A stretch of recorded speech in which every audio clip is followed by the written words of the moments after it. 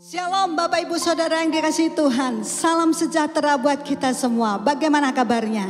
Saya berharap kita semua dalam kondisi keadaan sehat, tidak kurang suatu apapun karena kemurahan Tuhan yang terjadi buat kita semua. Mari kita mulai ibadah kita saat ini. Siapkan hati kita, puji dan sembah Dia. Berikan yang terbaik pujian penyembahan kita. Haleluya.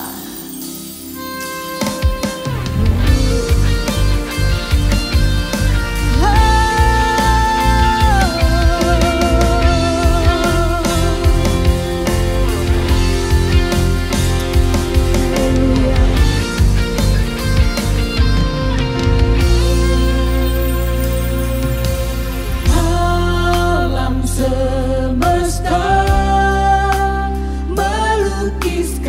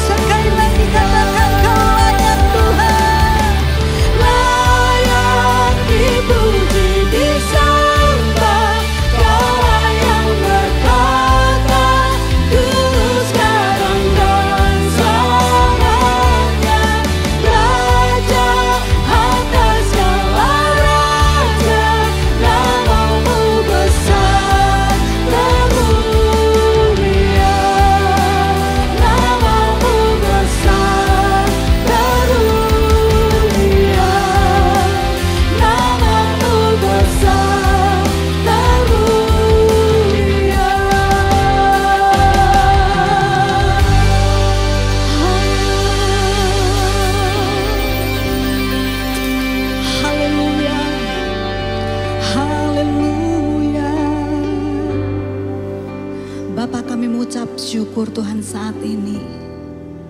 Jikalau kami ada saat ini semua karena kemurahan Tuhan.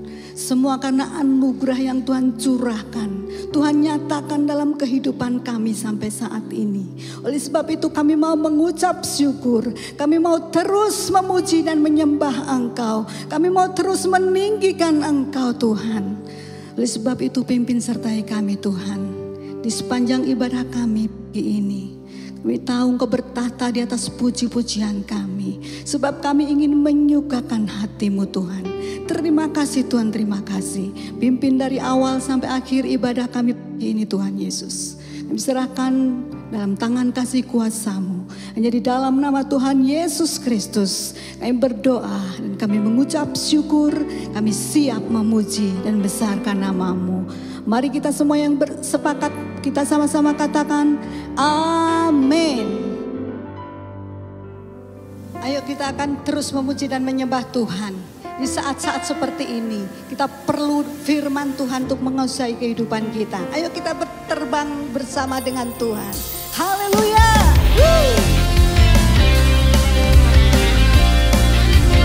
Mari semua bertepuk tangan.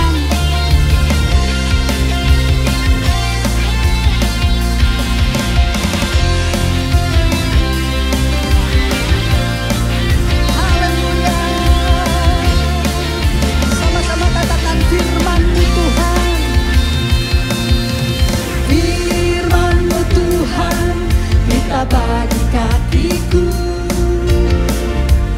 Janji-Mu terang bagi jalan-jalanku. Kebenaran-Mu menuntunku setiap hari. Ku menantikan beri kekuatan baru. Bukan terbang tinggi di awan bersama-Mu dalam kemuliaan. Sebab firman-Mu dan Ku menopang. Ku tak aman dalam-Mu Tuhan.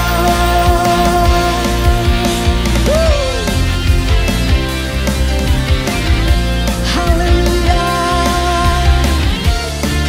Firman-Mu Tuhan yang memberikan kekuatan bagi kami.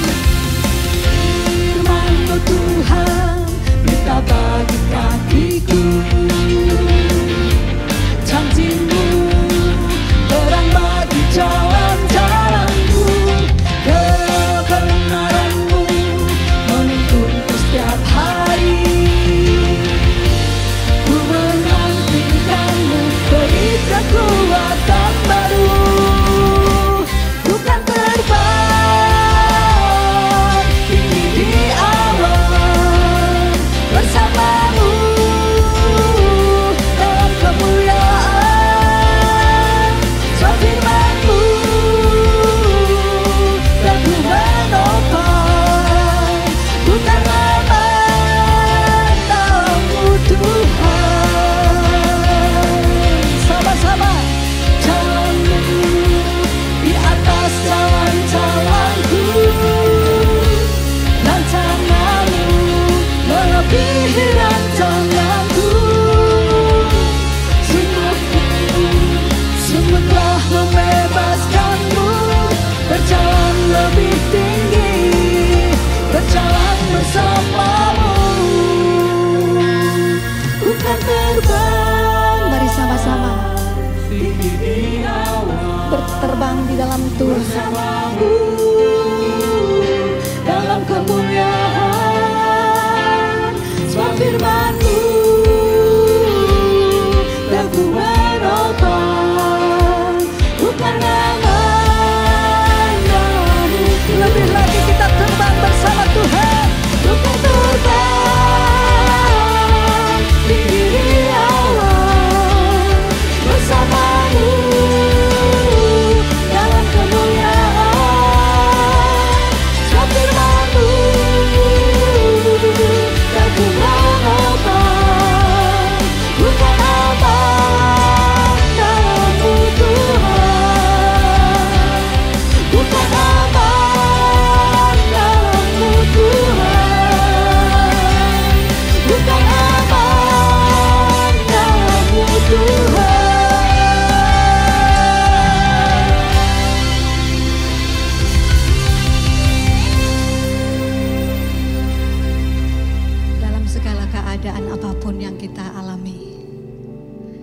biarlah kita tetap tinggal di dalam kasih kemurahan Tuhan.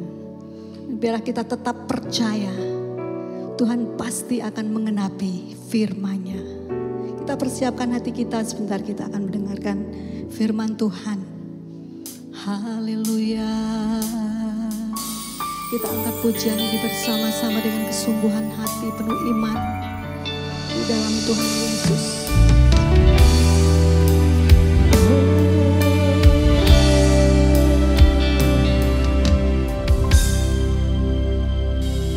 Ku hidup karena percaya Kau yang berjanji setia. Pengharapanku selalu ada di dalam-Mu. Ku tidak akan menyerah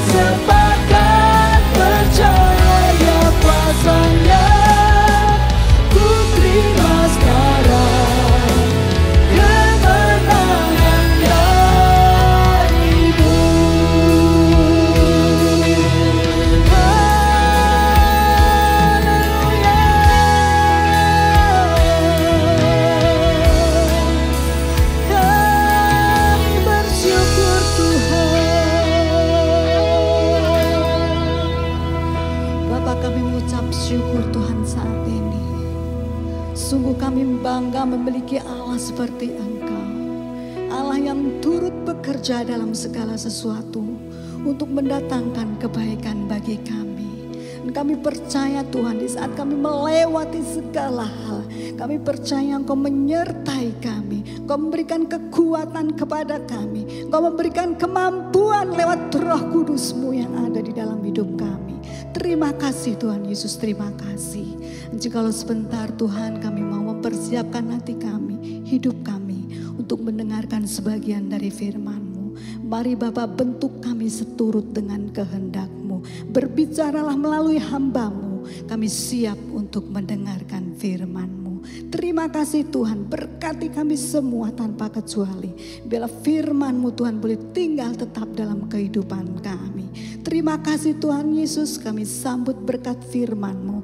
Hanya di dalam nama Tuhan Yesus Kristus kami sudah berdoa, kami mengucap syukur. Haleluya. Amin.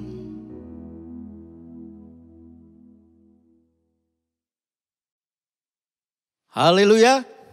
Shalom Bapak Ibu Saudara yang dikasihi Tuhan. Bertemu kembali kita dalam ibadah saat ini. Kita bersyukur Tuhan masih memelihara hidup kita sampai hari ini. Saudara, beberapa hari lagi kita akan memperingati kenaikan Tuhan Yesus ke surga. Suatu rangkaian peristiwa yang dialami oleh Tuhan Yesus. Mulai dia dari lahir, dia harus menderita dan mati di kayu salib. Dia dibangkitkan lalu dia naik ke surga. Adalah suatu rangkaian peristiwa yang tidak bisa dipandang hanya sebagai peristiwa-peristiwa yang biasa. Tetapi ada tujuan Allah di dalam setiap peristiwa yang harus dialami oleh Yesus. Tujuan Allah yang dikerjakan untuk kita semua umat manusia. Nah saudara, ketika seseorang tidak memahami tujuan Allah di dalam kehidupannya, tidak memahami tujuan yang seharusnya dia harus mengerti, maka ada dua hal yang akan dia alami, yaitu dia akan gagal memilih apa yang penting yang harus dia kerjakan. Seseorang yang tidak paham akan tujuan Allah dalam hidupnya, dia akan gagal mengerjakan hal yang penting di dalam hidupnya. Lalu yang kedua, dia akan gagal membuat prioritas, saudara. Apa yang harus dia kerjakan, prioritas apa yang harus dia pilih. Dia akan mengalami kegagalan karena dia tidak tahu tujuan Allah di dalam kehidupannya. Oleh sebab itu pada saat ini kita akan merenungkan, saudara, dua pertanyaan yang akan kita renungkan pada ibadah kita saat ini. Yang pertama adalah, apa tujuan Allah di dalam kehidupan kita lewat peristiwa, lewat rangkaian kejadian-kejadian yang dialami oleh Yesus di dunia ini. Mulai sejak dia dari dilahirkan sampai dia naik ke surga. Lalu yang kedua adalah, apakah yang akan dialami oleh orang-orang yang ada, yang tetap menjaga tujuan Allah dalam hidupnya. Saudara, kita akan buka terlebih dahulu di dalam Yohanes pasal 1 ayat yang ke-10 sampai yang ke-18. Kita akan baca terlebih dahulu ayat 10 sampai yang ke-13. Yohanes pasal 1 ayat 10 sampai 13. Demikian firman Tuhan. Ia telah ada di dalam dunia dan dunia dijadikan olehnya, tetapi dunia tidak mengenalnya. Ia datang kepada milik kepunyaannya, tetapi orang-orang kepunyaannya itu tidak menerimanya. Tetapi semua orang yang menerimanya diberinya kuasa supaya menjadi anak-anak Allah, yaitu mereka yang percaya dalam namanya. Orang-orang yang diperanakkan bukan dari darah atau dari daging, bukan pula secara jasmani oleh keinginan seorang laki-laki, melainkan dari Allah. Yang pertama, Bapak Ibu Saudara yang dikasihi Tuhan, apa sebenarnya tujuan Allah di dalam kehidupan kita? Kalau kita lihat dari apa yang sudah kita baca, ada satu hal yang Tuhan inginkan, ada satu tujuan Allah yang ingin kita sebagai manusia, sebagai orang percaya tahu. Dia datang ke dalam dunia ini, saudara. Tadi dikatakan dia datang, tetapi milik kepunyaannya itu enggak menyambut, enggak ngerti, saudara. Padahal dengan kedatangannya dia punya tujuan. Apa tujuannya saudara? Kita lihat di ayat yang ke-12. Yohanes pasal 1 ayat 12. Tetapi semua orang yang menerimanya diberinya kuasa supaya menjadi anak-anak Allah. Yaitu mereka yang percaya dalam namanya. Itu tujuan Allah saudara. Supaya kita menjadi anak-anak Allah. Ada orang berkata, mengapa kamu percaya Yesus? Supaya saya masuk surga. Tidak sesederhana itu saudara. Tidak hanya sekecil itu hanya untuk masuk surga saudara. Tetapi Allah punya tujuan yang lebih besar saudara. Kalau hanya masuk surga, besok di surga kalau ada tanaman, tanaman itu sudah ada di dalam surga saudara. Hanya seperti itu kalau hanya sekedar masuk surga. Tetapi Allah punya tujuan, yaitu supaya kita menjadi anak-anak Allah. Kenapa harus menjadi anak-anak Allah? Karena kita sudah kehilangan status kita saat kita berdosa. Allah ingin mengembalikan kita lagi. Bukan sekedar ingin supaya kita masuk surga, tetapi Tuhan ingin mengembalikan status kita. Itulah dikatakan tadi, supaya semua orang menerimanya diberi kuasa atau exousia, diberi hak untuk menjadi anak-anak Allah. Dan untuk menjadi anak Allah, Bapak Ibu Saudara, ada konsekuensi, ada tanggung jawab besar yang harus kita kerjakan. Bukan sekedar menjadi orang Kristen, tetapi untuk menjadi anak-anak Allah ada tanggung jawab dan konsekuensi. Apa itu saudara? Menjadi anak Allah artinya kita menerima firman, yaitu Allah sendiri. Di dalam Yohanes 1 di ayat-ayat awal dikatakan, pada mulanya adalah firman. Dan firman itu adalah Allah sendiri. Dan firman itu telah menjadi manusia dikatakan. Orang yang menerima Yesus Kristus, artinya dia menerima firman Allah. Artinya apa saudara? Dia menerima Allah sendiri. Jadi menjadi anak-anak Allah, ada konsekuensi dan tanggung jawab. Kita harus menerima firman yaitu Allah sendiri. Dan mempercayainya. Artinya apa saudara? Kita harus menundukkan diri. Ada orang yang pengen jadi anak Allah. Menjadi orang percaya tapi tidak mau menundukkan dirinya. Konsekuensi yang harus kita terima saudara. Untuk menjadi anak-anak Allah. Maka kita harus bertanggung jawab atas hidup kita.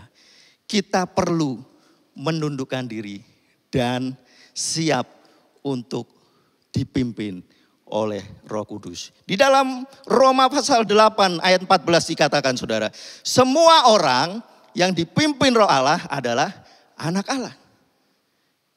Jadi kalau kita mengaku sebagai anak Allah, maka haruslah hidup kita dipimpin oleh Roh Allah. Bukan dipimpin oleh daging kita. Bukan dipimpin oleh keinginan kita sendiri. Tetapi kita harus dipimpin oleh Roh Allah. Itu konsekuensi. Itu tanggung jawab yang harus kita terima sebagai anak Allah. Saudara, kita perhatikan di dalam Ibrani. Kita akan bandingkan. Di dalam Ibrani pasal 12, di ayat yang ke-5 sampai 8, di situ dikatakan bahwa setiap orang yang dikasihi oleh Tuhan, maka Tuhan akan menghajar dia. Tuhan tidak akan membiarkan saudara, ketika seseorang yang menjadi anaknya melakukan sesuatu yang keliru. Melakukan sesuatu yang tidak berkenan di hadapan Allah. Tuhan tidak akan diam saudara. Ketika kita menjadi anak Allah, maka kita pasti akan dihajar. Karena kita adalah anak. Dan mana ada anak dikatakan yang tidak dihajar oleh bapaknya. Kecuali dikatakan dia adalah anak-anak gampang. Apa anak-anak gampang saudara? Di situ dipakai kata notos. Anak yang tidak ada legitimasi. Atau bahasa sederhananya adalah anak haram. Anak yang tidak muncul karena suatu hukum pernikahan saudara. Itulah kita dahulu. Kita adalah notos, anak-anak haram, anak-anak gampang. Tetapi Tuhan mengangkat kita. Tuhan mengangkat kita kembali menjadi huios, anak-anak Allah, saudara. Supaya kita hidup dengan status yang baru. Dipimpin oleh Roh Allah. Selanjutnya saudara, di bagian yang kedua, apa yang akan kita alami? Apa yang akan dialami oleh orang-orang percaya yang mau hidup di dalam tujuan Allah, saudara. Kita lihat di dalam Yohanes pasal 1 ayat ke-14. Di situ dikatakan firman itu telah menjadi manusia dan diam di antara kita. Dan kita telah melihat kemuliaannya, yaitu kemuliaan yang diberikan kepadanya sebagai anak tunggal Bapa, penuh kasih karunia dan kebenaran. Apa yang akan kita alami saudara? Yang pertama adalah mereka atau orang-orang percaya akan melihat dan menerima kemuliaan dari Allah. Akan menerima kemuliaan dari Allah, bukan sekedar melihat. Karena apa saudara? Apa yang dialami oleh Yesus ketika kita sungguh-sungguh mengikuti apa yang sudah diajarkan oleh Yesus, maka kita pun akan menikmati apa yang dialami oleh Yesus. Di dalam Roma pasal 8 ayat 17, di situ dengan jelas dikatakan, dan jika kita adalah anak, maka kita juga adalah ahli waris. Maksudnya orang-orang yang berhak menerima janji-janji Allah, yang akan menerimanya bersama-sama dengan Kristus, yaitu jika kita menderita bersama-sama dengan Dia, supaya kita juga dipermuliakan bersama-sama dengan Dia. Jadi saat Yesus dipermuliakan, maka kita pun akan dipermuliakan Bapak Ibu Saudara. Luar biasa. Allah mengangkat kita, menghendaki kita, punya tujuan supaya kita menjadi anak-anak Allah. Dan ketika kita menjadi anak-anak Allah, maka ada konsekuensi yang harus kita pikul. Tetapi jangan khawatir saudara, setiap orang yang dipimpin oleh Roh Allah, dia adalah anak Allah. Artinya apa? Bersama dengan Roh Allah, kita akan bisa menjadi anak-anak Allah yang menyenangkan hati Bapa kita. Nah saudara, dari apa yang sudah kita renungkan pada saat ini, ada kesimpulan yang kita tekankan. Yaitu apa saudara? Yang pertama, mari selalu ingat tujuan Allah dalam hidup kita. Tuhan tidak tanpa rencana. Tuhan tidak tanpa tujuan. Mengirimkan Yesus ke dalam dunia ini. Mulai dari dia lahir. Sampai dia harus mati menderita di salib. Bahkan sampai dia naik ke surga. Ada suatu tujuan yang sedang Allah kerjakan. Supaya kita semua, Bapak, Ibu, Saudara, dan saya menjadi anak-anak Allah. Ingatlah akan tujuan itu. Lalu yang kedua adalah sadari konsekuensi hidup yang harus kita jalani sebagai anak-anak Allah. Yaitu kita harus mau dipimpin oleh Roh Allah. Apapun yang kita kerjakan. Bukan hanya kita saat di gereja. Bukan hanya saat kita melakukan hal-hal rohani. Tetapi di setiap segi, di setiap lini kehidupan kita. Kita harus hidup di dalam pimpinan Roh Kudus. Itulah yang menjadi konsekuensi kita sebagai anak-anak Allah. Dan yang terakhir, selalu jagalah hidup kita dalam tujuan Allah. Dalam rel yang sudah Allah tentukan dalam hidup kita. Sampai kita bertemu dengan Yesus muka dengan muka. Sampai dia datang yang kedua kali. Amin. Tuhan Yesus memberkati. Saudara, kita telah dengarkan firman Tuhan pada saat ini.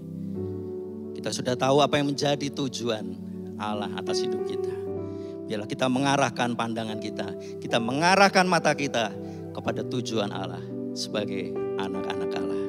Mataku tertuju padamu. Haleluya. Haleluya. Oh, terima kasih Tuhan.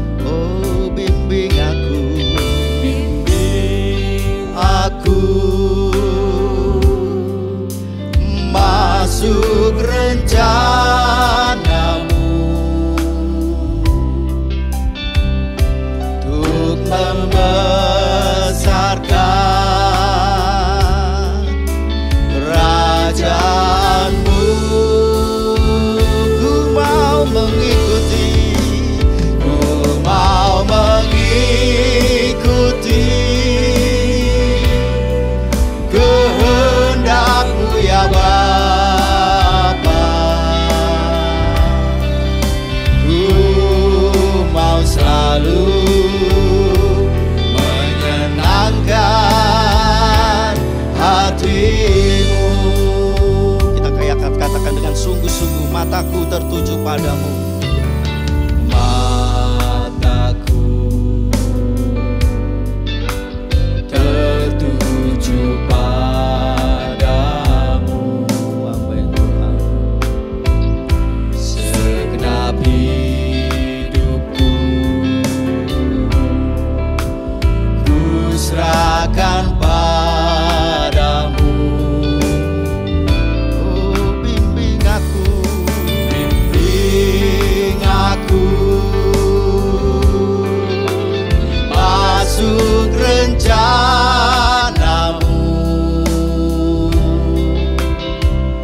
untuk membesarkan kerajaanmu. Ku mau mengikuti kehendak-Mu ya Bapa. Ku mau selalu menyenangkan hati-Mu. Mau mengikuti kehendak-Mu ya Bapa. Haleluya. Ku mau selalu menyenangkan hati-Mu. Bapak Ibu Saudara, biarlah kita buka hati kita pada saat ini.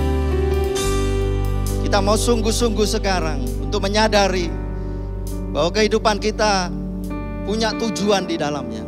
Allah sudah menaruh tujuannya di dalam kehidupan kita, yaitu sebagai anak-anak Allah. Bukan sekedar menjadi orang Kristen, bukan sekedar untuk masuk ke dalam surga, tetapi mulai dari saat kita ada di dunia ini, Dia menginginkan kehidupan kita adalah sebagai seorang anak-anak Allah yang mampu untuk memikul tanggung jawab, yang mampu untuk melakukan suatu kehidupan yang dipimpin oleh Roh Kudus. Haleluya. Kita angkat refnya saja, lalu kita akan masuk di dalam doa. Mau mengikuti kehendak-Mu Bapa. Mau mengikuti kehendak-Mu ya Bapa. Ku mau selalu menyenangkan hati-Mu. Ku mau mengikuti. Ku mau mengikuti kehendak-Mu ya Bapa. Ku mau selalu menyenangkan hati-Mu. Ku mau selalu. Ku mau selalu menyenangkan hati-Mu. Ku mau selalu Tuhan. Ku mau selalu menyenangkan hati-Mu. Terima kasih Tuhan. Terima kasih. Kalau kami masih Engkau izinkan untuk beribadah saat ini. Walaupun kami Tuhan di dalam ibadah online, tapi kami percaya kuasa ibadah itu akan tetap dapat kami terima saat ini Tuhan. Berkati setiap jemaat Tuhan, berkati setiap anak-anak-Mu yang sudah mengikuti ibadah saat ini Tuhan. Berkat Allah turun atas mereka semua. Terima kasih Bapa di dalam surga, biar kebenaran firman-Mu boleh kami tangkap, kami terima saat ini Tuhan, untuk menjadi rema dan kami lakukan di dalam kehidupan kami. Terima kasih Bapa, di dalam nama Tuhan Yesus Kristus kami berdoa dan naikkan syukur kami. Haleluya. Amin. Haleluya, puji Tuhan, kita dengarkan pengumuman untuk ibadah kita barusan 17 Mei kita boleh merasakan, kita boleh mengerti maksud firman Tuhan. Bahwa Tuhan ada satu tujuan yang luar biasa yang Tuhan sediakan bagi kita semuanya. Pengumuman gereja, saudara, kita masih tetap ibadah online, di mana kita setiap minggu mulai dari jam 6 pagi kita boleh mempersiapkan diri. Namun seandainya Bapak Ibu Saudara juga ingin melihat di jam-jam yang lain, itu setelah jam 6 dan seterusnya bisa kita nikmati. Dan percayalah Bapak Ibu Saudara sekalian, apa yang kita nikmati di rumah itu sama, tidak kurang. Kuasa Tuhan tidak pernah kurang, hadiratnya juga tidak terbatasi. Walaupun kita di rumah, kita beribadah sendiri. Haleluya. Saudara, tetap dalam selama kita diminta tinggal di rumah, kita juga tetap jaga dalam doa. Dan kita ada juga acara doa setiap Sabtu jam 19. Kita akan satukan hati untuk kita boleh berdoa bersatu. Dalam hati kita akan meminta pertolongan Tuhan atas situasi yang ada ini, biar Tuhan segera lalukan. Lalu saudara, bahwa tak terasa kita tanggal 21 ini adalah satu peristiwa besar, yaitu hari kenaikan Tuhan Yesus. Inilah saatnya kita juga akan merayakannya dengan sukacita tentunya. Karena dia naik ke surga. Ada satu maksud yang luar biasa. Dan gereja kita juga menyelenggarakan ibadah online. Yaitu pada tanggal 21 Mei. Kita akan sama-sama di sana ikuti pada jam 7 pagi. Kita mulai jam 7 pagi dan disertai dengan perjamuan suci. Seperti yang lalu saudara siapkan, kalau di tempat saudara apa yang ada, apakah itu anggur atau sirup atau air putih, dalam doa dalam nama Yesus, itulah darah Yesus, dan sepotong roti kecil. Persiapkanlah untuk kita menyambut perjamuan kudus. Kita siapkan untuk hari yang luar biasa itu besok tanggal 21 Mei. Saudara, kami ucapkan terima kasih juga kepada Bapak Ibu Saudara yang telah membantu memberikan persembahan atau juga persepuluhannya melalui rekening yang telah kami siapkan. Saudara bisa berperan dalam hal ini untuk membantu pekerjaan Tuhan yang tentunya tetap kita jalankan dimanapun, kapanpun. Tuhan akan memberikan berkat-Nya. Saudara bisa kirim di rekening BCA atas nama Ibu Nyo Jongbi. Nyo Jongbi. Dengan nomor rekening BCA 0374 340 723. Saya ulang, 0374 340 723. Bisa dilihat di layar ya saudara. Oke, terima kasih, tetap semangat. Kita menantikan Tuhan segera bertindak menolong kita. Kita sudah rindu, sudah kangen untuk kita bisa sama-sama beribadah di gereja. Tetapi saat ini belum, kita tetap setia dalam ibadah-ibadah online yang dipersiapkan dari gereja kita. Haleluya, puji Tuhan, Tuhan Yesus memberkati. Kiranya Engkau memberkati aku berlimpah-limpah dan memperluas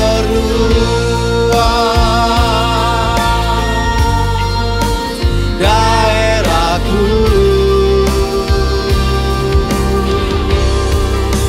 dan kiranya tangan-Mu menyertai